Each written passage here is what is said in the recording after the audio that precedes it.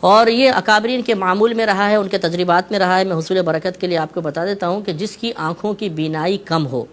یا اس کی بینائی یعنی آہستہ آہستہ کم ہوتی چلی جا رہی ہے یا صحیح بھی ہے، اسے بھی عمل کر لینا چاہیے، تو وہ آیت الکرسی کو مخصوص انداز میں پڑھے، تو اگر بینائی کم ہوگی تو انشاءاللہ اوپر آ جائے گی، اگر آہستہ آہستہ کم ہو رہی ہے تو رک جائے گی، اور جس کی صحیح بینائی ہے انشاءاللہ وہ ایک مقام پر استقامت پذیر رہے گی، کبھی گرے گی نہیں۔ اس کا طریقہ یہ ہے کہ آپ جب فرض نماز ادا کر لیں تو ایک مرتبہ آیت الکرسی پڑھیں۔ جب آپ یہاں پہنچیں کہ وَلَا يَؤُودُهُ حِفْظُهُمَا، تو اپنے دونوں ہاتھوں کی 10 انگلیوں کو اس طرح اپنی آنکھوں پہ رکھ لیں، اور اس وَلَا يَؤُودُهُ حِفْظُهُمَا کو 11 دفعہ پڑھیں،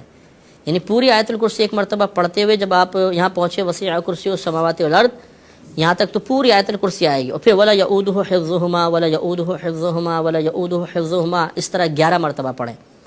جب آپ 11ویں دفعہ پڑھ چکے ہیں تو پھر اپنے انگلیاں ہٹا لیں اور اس پہ دم کر کے وَهُوَ الْعَلِيُّ الْعَظِيمُ کہیں، اور پھر اس کے بعد آنکھوں پر مل لیں، تو انشاءاللہ عز و جل کچھ عرصے بھی اگر آپ نے ایسا کیا تو آپ اپنی آنکھوں میں بہتری محسوس کریں گے۔